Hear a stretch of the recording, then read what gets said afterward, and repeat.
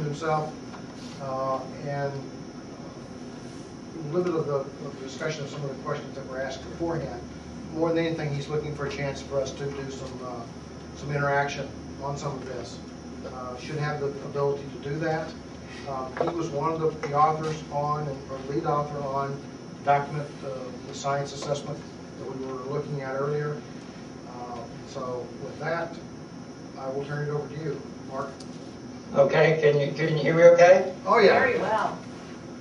Okay, yeah, so I'm was one of a group of 5 that did the science assessment, and actually I led the assessment.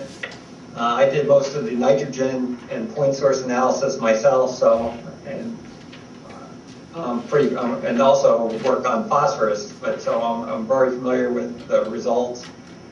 And I'm not exactly sure what I can answer for you, but I can just tell you a little bit about what our main goal was to assess what the nutrient loads were for the state, and we did that for the entire state by looking at the 8 major rivers.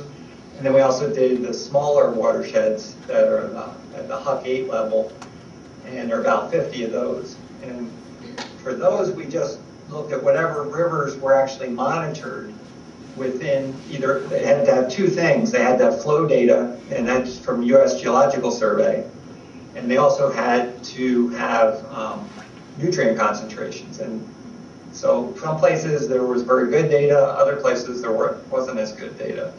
So up in the Apple-Plum area, there was just data for one river, and that's the Apple River. And the USGS measures flow there. It's the only flow monitoring really that's up in that part of the state. And so that's the source of the data that we had. We also had a database of point sources, and by looking at the point sources within each Huck 8, we would first calculate the total nutrient loss, and we did from 1980 through, or for this, actually for the Huck 8s, we did 1997 through 2011, and got that long-term average, and then subtracted out the point sources, and then by difference we had non-point sources. So that's how we did the water quality side of things. Then of course we went on and looked at ways of reducing nutrients and also how much that would cost. So that's a little background. I'm not sure. Maybe it's better to find out what else I can cover or answer some more specific questions. Hi, Mark. This is Beth Baranski. I had the pleasure of meeting you at some of those task force meetings. You might remember Bonnie Cox and I were there. Yeah. So it looks like in the one thing that we've talked about, kind of being, I guess, concerned about is the way that the MRLA, the major resource land area that we are in, is shown to have the highest nitrate runoff per acre of row crop. That's right. So can you kind of walk us through how that calculation was done and why that was the case for us? Yeah, I don't know what that really means for that area, but so Stan, are they seeing the maps here? Yes. All right. Well, when you look at this map, this is the actual. So what we did for say the Apple-Plum Huck 8, we took the Apple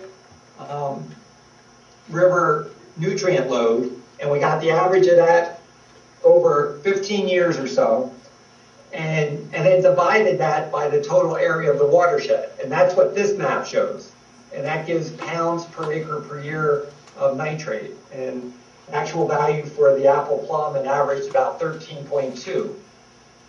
And so that puts it kind of in the higher side, but not super high. You can see there's a lot of other areas of the state that are higher. So that's assuming then that the Apple River is representative of that entire Huck 8. And it's a fairly large part of the drainage area, but since that's the only river there was monitoring, that's all we could use. To get that higher value, we were also trying to get we're assuming then that the bulk of the nitrate comes from row crops. And in most parts of the state, that's probably pretty accurate. That happens to be that MLRA up there has some of the least, there's not that many acres of row crops. And so when we divide that fairly high nitrate load by just those few acres, that's how come it came out so high. So if you took that Apple-Plum value that's on this up in the corner, again, that value is 13, but if you scaled that back up and got the total amount, which for that watershed, well, the watershed's 850 square miles. And let's see, do I have, the point source? Yeah, and so that equals 7.2 million pounds of nitrate that's lost from that area each year. And if we divide that by the row crop acres, which there aren't that many, and that's how come it came out so high. So the assumption that may not be, and my understanding is that's also part of the state that has a greater manure calculation with it because there's more animals there, even though it's per acre. And so I don't know, that one, that's probably the one that's the riskiest, I guess you could say, calculation, because it's just as, most of the other ones were divided by hundreds of thousands, if not millions of acres. And here we're only dividing by a very few acres. Now, because of the way the EPA is looking at it, though, it doesn't cause us to be a priority watershed for going forward, correct? Because the per row crop Really acre low. is not really what you're looking at, it's the total volume. Right, in terms of the priority watersheds, the way that EPA came up with the system, it takes into a number of factors into account, and the Apple-Plum comes out fairly low for both nitrate and phosphorus. In fact, for phosphorus, it's almost at the bottom of the list of priority, and it's fairly low for nitrate. Mainly, and that doesn't even take into account the crop acres, that's just the straight nitrate, and then some of the other things that they were including were like watershed groups and plans and designated uses and things like that. So yeah, I mean, it's even though it's per acre, that value is the highest, but when you step back to this map, it's just one of many then, I guess is one way of saying it. So we have some people in agriculture here. I hope they'll have follow-up questions on that one subject, because I know we're really wondering about that. Greg or Mike? I'm curious, this probably isn't a good question for Mark, or maybe it is, but how much nitrogen is average applied in this county per acre? Tons or rate per acre? Rate per acre. We probably average 160, 165. Okay. The top end. I don't, those numbers, getting those per, we use a database per county fertilizer rates or sales. We didn't use a rate per acre. Dr. David, John Musser here at Stevenson Service. I'm also on the IFCA board. So back to that calculation, you're using the tons of fertilizer sold in Stevenson or Joe Davis or the area in which the Plum River drains. Is that how you're calculating out the tonnages? Well, with Apple-Plum, we overlay that Huck 8 boundary with the county. We have a county sales value for each county. It's a long-term, it was a 10-year average county sales for every county in the state. And that comes off the assessment from the taxes that are paid? That's the official reporting to the state and actually federally then. Right. And so Apple-Plum overlaps a few counties there, and so we integrate that, using GIS to get the average for that watershed. And so I forget how that came out. That is in one of the PowerPoints. Then the non-point source itself is still divided by those tons on the acres of crop, not the total acres in the watershed. We did it both ways. Did it both ways, okay. The map that's up there right now is divided by the total acres in the watershed. Okay, all right. So, I mean, it averages, the loss in that region averages 13 pounds per acre for every acre in the watershed. All right. The reason it comes out much higher when you divide it by the acres of cropland. So no, it is a pretty high nitrate loss up there. But there was only about, that's NLRA 3, right? Yeah. So we came up with that there's about 200,000, a little over 200,000 acres of cropland, of corn and soybeans. That'd probably be pretty close. There's 100,000, roughly 100,000 acres in Daviess County of corn. And then the estimated fertilizer rate that actually we came out to there was actually the lowest in the state. We came up with 135 pounds per acre, and then we added in our estimated manure, and that made it up to 158. Pretty close. Is it? Well, I just got done saying we'd probably average 165, Yeah, give or take a little bit. yeah. But is that in counting manure or without manure? That's applied nitrogen per acre on normal corn ground with credits, you know. Yeah, so it'd be pretty, but It'd again. be fairly close. You're close. This calculation for this particular MLRA is it's one of the smaller ones, and so if there's going to be error in something like this, it's going to be greater. It's potentially greater in an area with only a few, one of our biggest example. One of the other MLRAs was 9 million acres of corn and soybean. So, I mean, this is pretty small on the scale of things from doing this kind of analysis. So, yeah, we had 218,000 acres of row crop in that MLRA, in that corner. So, yeah, so then the nitrate comes out to 31 if you divide that overall loss by just the row crop acres. That's how come it came out so high.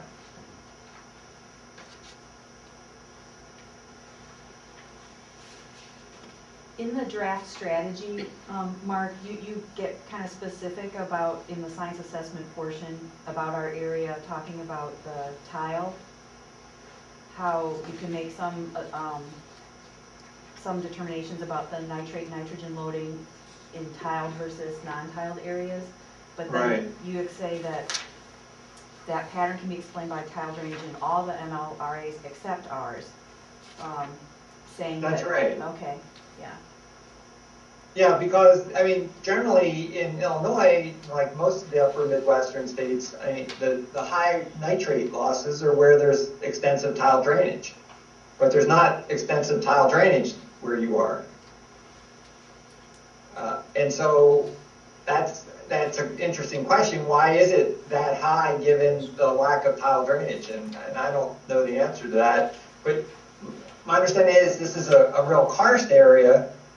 And so maybe there's groundwater flow paths that move very readily to streams even without tiles that we don't have in the rest of the state. Or maybe, I think there's a little bit of that down in the southwestern part of Illinois as well, but generally most areas of Illinois aren't that way. And I think, some people help me out here, but I think people have been surprised that we have more tile here than people tend to think we have. Is that, I don't know. And where do you get the information about what's tiled and not tiled? Is there a... That's another really poor data set. Yeah. There's no records. There were records in the late 1800s. There are no records. We used estimates that were compiled by someone else based on the soil type and the cropping systems. I mean, we did get that there was 20,000 acres. I'm looking at or 21,000 acres of 10% of the land of the corn and soybeans there were tile drained. I don't, if that is that realistic, I don't know. So we didn't have that it was 0. We did have it that it was 10%. I wonder what people think. Mike, do you have a sense of I that? would just guess that it's significantly higher than that, but I don't think it is, though. No. Just down in our area, there's farms that have 0 tile on. Dr. David, I guess my question here, John Musser again. Describe tile drainage fields to begin with in central Illinois compared to just drainage fields where we drain off the wet areas. I mean, there is definitely a significant difference between pattern tile in central Illinois than there is in northern Illinois where we're draining or consider fields tile drained. How is that assessment different, in different areas? Are you just assuming that it's all pattern tiled or? Well, it doesn't tile really matter that grading? it's patterned or the old random. I mean, we're saying it's subsurface. We're not talking about surface drains here. When we talk about tile drainage, that's not a surface drain, wouldn't count. This is only subsurface tile. And so, even the old random tiles, which is still in a lot of places, it may not drain it a field as fast, but it still drains it. I'm not sure that pattern systems have a pattern system will drain a field, I think, more quickly, but random tiles did a very good job for 100 years of draining fields as well. But that's different than a surface outlet, and we're not talking about surface outlets here. So I don't know if you mean that but I mean random tile that went from wet spot to wet spot still was very effective at draining fields.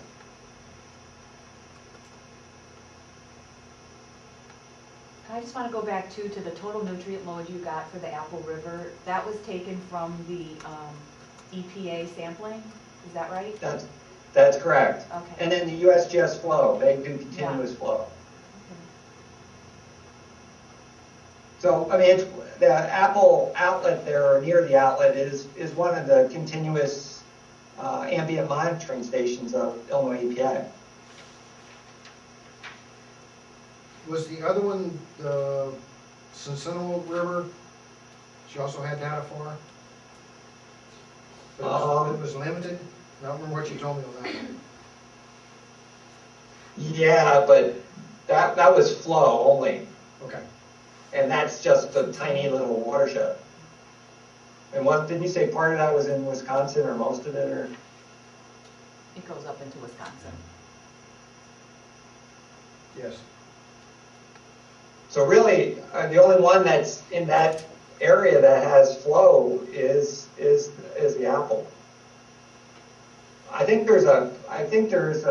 There might be I think the Illinois EPA may monitor. It seems like I sampled near Galena myself one time, but I don't think there's flow on that route. No.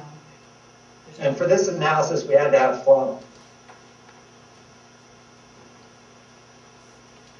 And it looks like from your study in all the cases, you tried to come at the number that you needed to come to from different angles. And it looked like you have other studies that you did in the past, it looks like. Is that right? Like I saw references to 2010 projects or reports that you've done. You were comparing your numbers with these new calculations and it's kind of showing that they were in the same range. And so you feel like the multiple ways you looked at it reinforced your numbers, that at least you're in Yeah, this. well, I think in the big picture of saying, again, I think when you step back and look at the state, I think we're pretty confident in saying, here's where the nutrients are coming from in terms of the source, or point source versus non-point source. Here's the parts of the state that have the greatest losses, and here's likely why. When you get down to saying in a very specific area, it is not as good. And then we're sitting It there. matched up really well to our understanding of how much came from point sources and how much from agriculture. And the point source information is pretty solid, right? Would you say? No, that's not solid either. Oh, okay. Unfortunately, the point sources, for phosphorus, it's pretty good in that the point sources, most of them, almost all of them now, measure phosphorus in their effluent. They all know their flow. The problem was the state, Illinois has its budget problems, and so does Illinois EPA, and they've had problems in compiling any of that data, and they haven't compiled it. And so we actually, the person in there, Bob Mosier, did a search. He basically got values from a bunch of the plants, and then we used some of the average from those for plants that didn't send in values. For nitrogen, not as nearly as many plants in the state measure nitrogen. They measure ammonia because that's what their permits were for, but not that many measure nitrogen total N.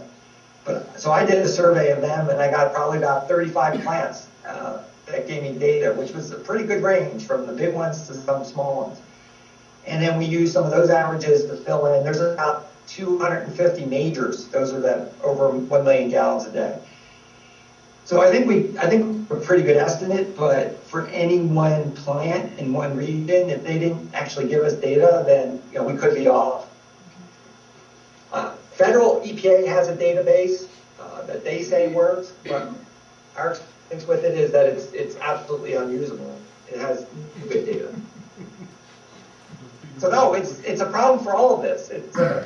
One of the problems is everybody wants an answer, wants good analysis, but for a lot of these kinds of things, for an agriculture point sources, there's just a limited amount of data.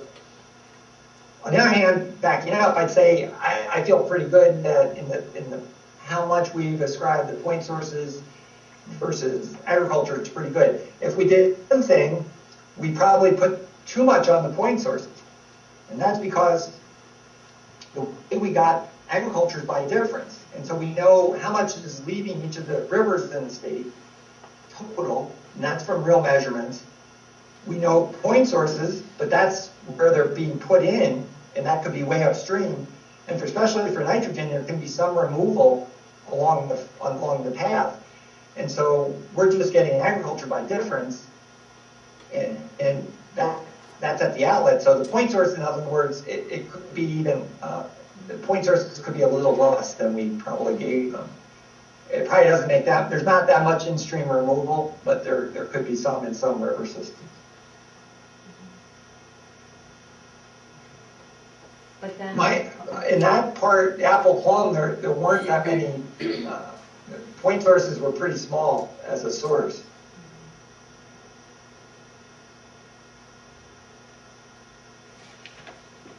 but then for ag, like the pasture or woodland areas, they're not considered at all? Well, woodland would typically be very low. Pasture in some areas could be a source. In this, again, for Illinois, the whole pasture is pretty small, so we just kind of ignored pasture. In specific areas, yeah, pasture could be more important, but we didn't do any analysis of that. So given the approach for the assessment, so we are on the other side of it, sitting in a certain locale, trying to figure out what we are interested in working on or doing, or how we should think about things. From your side, trying to look at it from our side, would you have advice for us about how to look at this science assessment for our area? Well, there's two ways of looking at it. One is, well, on a per acre for the whole area, for nitrate, you're kind of in the middle, and for phosphorus, pretty low. But on the other hand, it's a small number of crop acres, so I guess I'd want to know where is that? I mean, if there's 13 pounds per every acre up there going down that river, where'd that come from? I mean, why is there that much there, especially if there isn't that much tile drainage?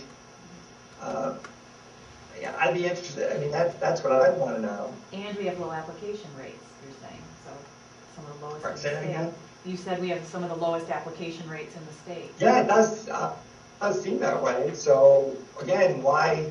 And I was puzzled because we have our impaired water bodies, but there's only one that's impaired for ammonia. We don't have any impairments for nitrate. Right, and there's very few impairments for nitrate in the whole state. Okay. In fact, that's a big fight that our EPA has with federal EPA. Our EPA won't even list it anymore for nitrate. There's only the drinking water ones. Oh, okay. There's And not so a- it's very hard to show a biological effect on the stream from nitrate. So there's very, very few that are from nitrate. And then for phosphorus, it really generate an algal problem.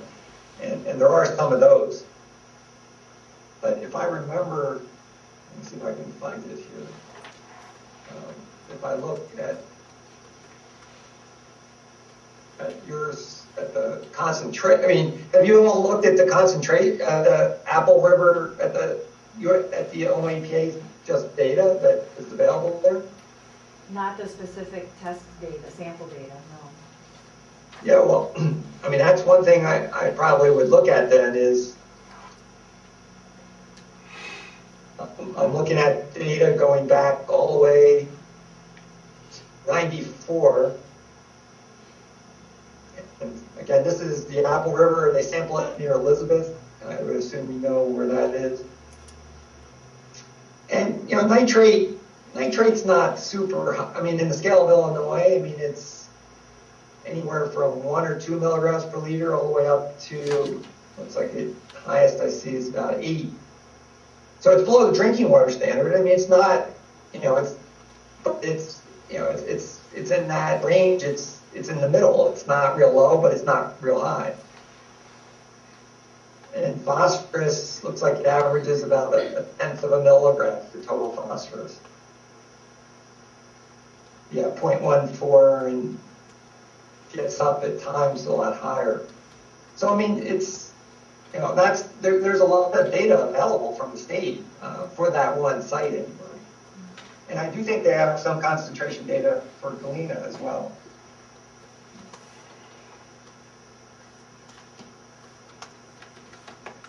Would it be appropriate to look at that from both of what the raw data says, but also what the trends might be in it? Yeah, if it's like most rivers in Illinois, there's be a bunch of a trend. I'm looking at, you know, the data I've got that we had was from 94 through 2011. And if I look at the,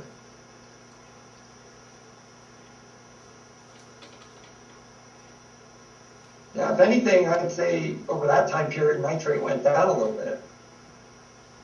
But, you know, that's a fairly part of the problem is the state doesn't sample that often.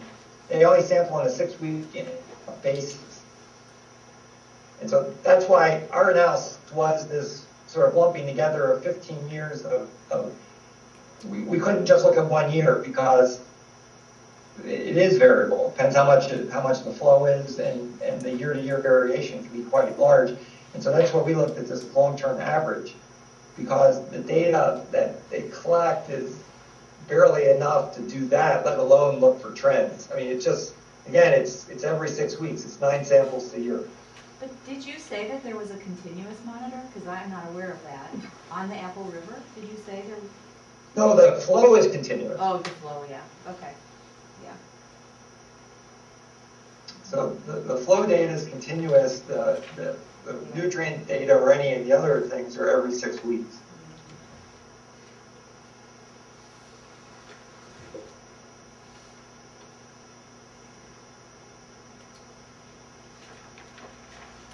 Is the development of a numeric nutrient criteria, does that have to do with the nitrogen that you're talking about, the nitrate?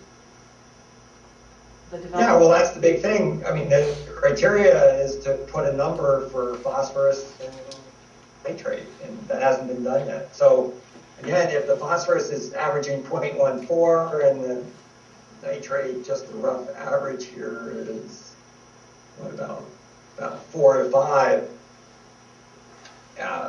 a likely phosphorus number could be lower than the 0.14. So the Apple River could be a nutrient value. But again, that hasn't been done yet, and that's going to take a while. Yeah. So when those criteria are developed, then we would see nitrate and phosphorus appearing. Well, phosphorus appears as a impairment. We would see nitrate then as an impairment. That is possible, yes, but there's going to be a lot of argument about that. I can tell you that. Do you think you're going to be on that advisory committee that they're forming? I hope not. I think I spent enough time on it. We've been talking about this forever. It's very frustrating. Either we should do it or not. But I mean, it's very hard to take any data in Illinois and show nitrate is responsible for anything in a stream. And I don't know what further analysis is going to be done that's going to change that. So, I mean, our data, when we first did it, that's when we were sampling all over the state, and that's why we were up in Galena, and I think that was in 2004. We couldn't find any relationships, and then federal EPA took our data and probably spent 10 times the amount of money we spent to collect it and paying a consulting firm to reanalyze it, and they couldn't find anything. What do you mean by a relationship? What do you? They want to, well, it says that at this concentration of nitrate, there's something wrong, something is bad in the stream, that, macroinvertebrates go down, that there's some negative biotic effect, and nobody's been able to show that.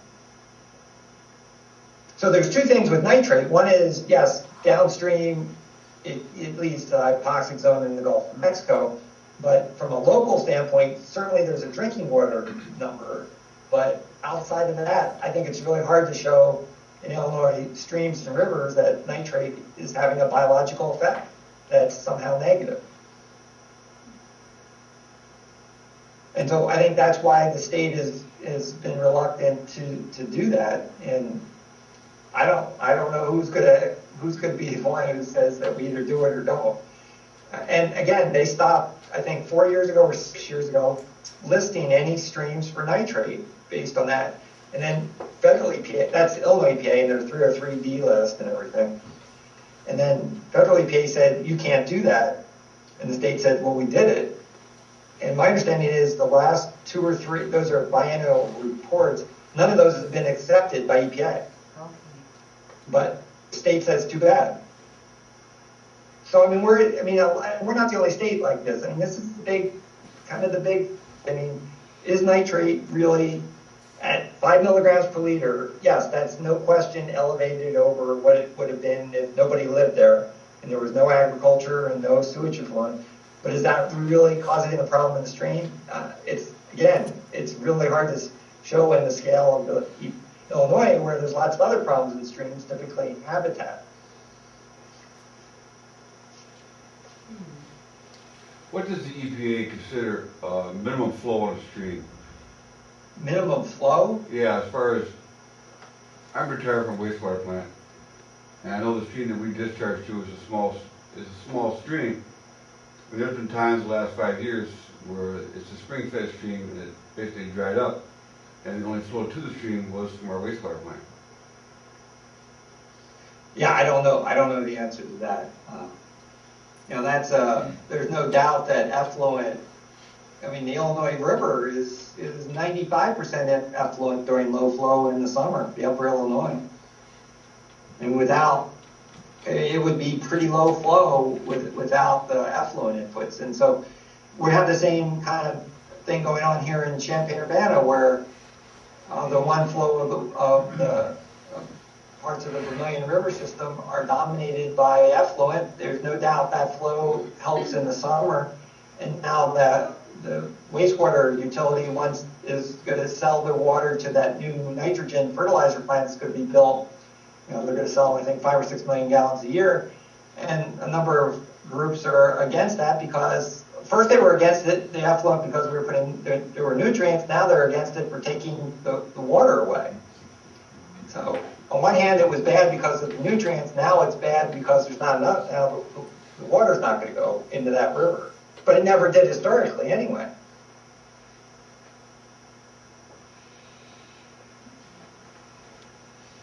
How much, the city of Chicago, I thought I read somewhere that they don't treat their sewage for nitrates, but like Milwaukee does. And when Bonnie and I were down there at those task force meetings, we thought we understood that there was more nitrate coming from the point sources. Then when we saw the reports, we were kind of surprised. There must be something we missed in there. Can you maybe? There's virtually no sewage treatment plant in the Mississippi River Basin that removes nitrogen from their effluent. But I don't know Chicago's of not any. in the Mississippi Basin. Right. In the entire Mississippi Basin. But Chicago's not in that basin. Yeah, it is. It No, it's reversed, not. well, it reversed its flow. No, Chicago, no. This is the Great Lakes Basin. No, Chicago's, all their effluent goes down the Illinois River. That's not going to last, is it? Because I mean, there's. it's not going to last. It's been that way since, what, 1920? No, it's earlier than that, but there's movement to reverse the reversal. Yeah, well, none of us are ever going to see that day. That's not going to happen anytime soon, that's for sure. But for now, it's draining down the Illinois into the Mississippi. That's right. So And so you got to remember, sewage treatment plants were all their permits are almost all based on ammonia. We know ammonia causes problem in streams. And so sewage treatment plants historically and still today are very good at taking ammonia that comes in the raw effluent and converting it to nitrate. There's never been any limits on nitrate. So there's no sewage treatment plant in Illinois that removes nitrogen from the effluent. I mean, some nitrogen is dropped out in the sludge, but in terms of having a specific process to remove nitrogen, none do. I mean, Chicago's no different than any other one. None do. So were those numbers, because actually Bonnie and I actually had the feeling that if the nitrogen was removed from the Chicago waste, that would pretty much take care of the state. Is that not right? Oh, not at all. Not at all? Not, okay. No, that's not true. I don't know where you saw that. Okay. No, we just no. thought All the sewage treatment plants in the state are about 18% of the nitrate. And so even if you shut those down, if you had no effluent at all, that'd take us down 18%. Okay.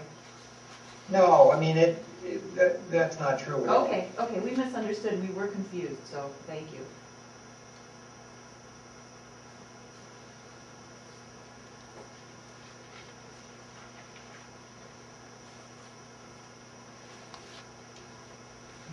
Other questions? Look around the group, there's been deep thought here. And the silence is not boredom. I guess I'll follow up because on the thing about, that seems like the nitrate, we're not as clear about what the problem is with it, or if there's going to be a criteria for us to look at. But in the draft report or strategy, it's suggested that the nitrate was really going to be the focus of the effort. It is. Okay. Well, I don't know that. I mean, I think there's going to be two things. I think the point sources are really going to be focused initially on phosphorus, and they're already starting to work on that. And I think agriculture is going to see the pressure is going to be to be reductions in nitrate. And again, the phosphorus would have more direct local effects. The nitrate is really more of if you drop nitrate in a stream from 15 milligrams per liter to 10, that's not going to do that much. It's not going to change anything in that stream locally, but that's a third less going down the river to the Gulf of Mexico. And that's going to be what drives us locally. For nitrate, yeah. For nitrate. Unless there's a drinking water source. But again, remember we have 2 drinking water nitrate removal plants in Illinois, one in Decatur and one in Danville. I mean, they've struggled for years. They just built the ion exchange plant. They strip out nitrate when it gets too hot. I mean, Decatur in particular tried to change the watershed and never could do it, and so they built the plant.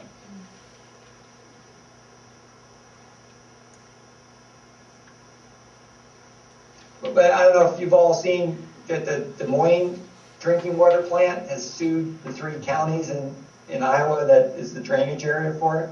That's causing quite a stir.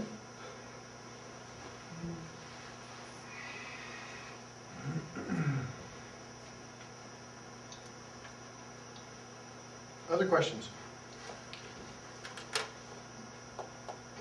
So, Dr. David, the general nitrate issue in the state of Illinois, just in a general statement, is to reduce the nitrate load basically at the Gulf at the end of the day, not so much the local stream environment. And that goes back to the strategy is to reduce the loss, not the application rate, correct? Oh, right. It's definitely the loss. It's not the application rate. Right. Yes. And again, it would reduce the concentration locally, but that's unlikely to. Again, if you think of a river with a lot of tile drains, if all the tile drains are running 15 milligrams per liter and you drop them if they decrease to 10, that 15 versus 10 isn't going to matter much in terms of that stream quality, but that's a third reduction in the load that's going down to the Gulf. Which is where we're headed at the end of the day, where we want to be. Right. I don't think you can't have corn and soybean agriculture in Illinois and we're not going to get to 1 milligram per liter in the rivers. I mean, that's just not going to happen.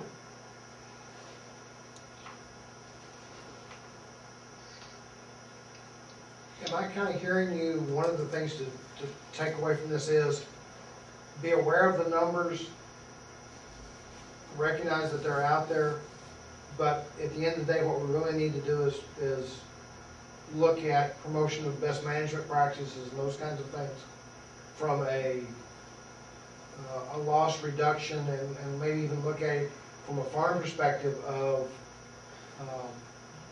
that's money you're not washing down the stream. That's right. And well, certainly for the nitrate side of things, I mean, if you have a field that's losing 30, 40, 50 pounds of N per acre some years, that's a big loss. I mean, that's just wasted inputs then. So you can certainly make that, and so whatever practice, I mean, the strategy doesn't promote any one practice. It just says there's this whole range of practices, and you whatever you think could work best for you is what you could do. For phosphorus, it's a little different. Phosphorus, particularly from agriculture, and this is the struggle they're having in Ohio and with Lake Erie. A high phosphorus loss from an acre of corn or soybean is a pound or two per acre. You know, from an agronomic standpoint, that's tiny. That's nobody's going to worry about that, but that has major implications. And so, phosphorus, I think, is actually a lot harder to reduce from agricultural land than nitrate is, because we're talking about pretty big nitrate values. And so there is an economic return from that, and then there's also, compared to the cost or the limited cost of losing a pound of phosphorus from a field. So I think what everybody's trying to get behind in terms of the strategy is just saying, look, there's a lot of ways to reduce. It's not the input side; it's the output side. There's a lot of ways that it can be used, a lot of methods, practices, both in-field, edge of field, that can be used to reduce nutrients. But if we're going to make a serious dent in it, everybody's got to do something. Almost everybody's got to do something on every acre. Because to get most of the practices, unless you change the cropping system, are anywhere from 20 to 50% effective. And if we're trying to get 45% or some major percentage, that means you got to do something on every acre, not just a handful of acres.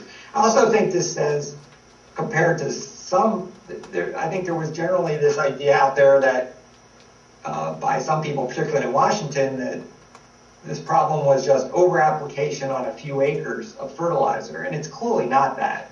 It's much broader than that, and that makes it, so in other words, you just can't go in and say, well, it's just these 5% of acres are bad producers doing the wrong thing and just get them to change and the problem goes away. It's not that way.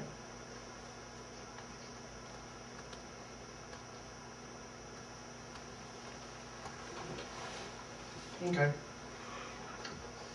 other questions? Other questions, comments from the group?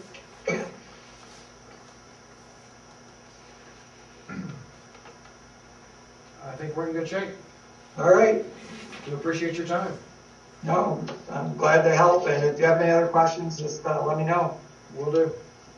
Thank you. Thank you. Thank you. Thanks. Thank you.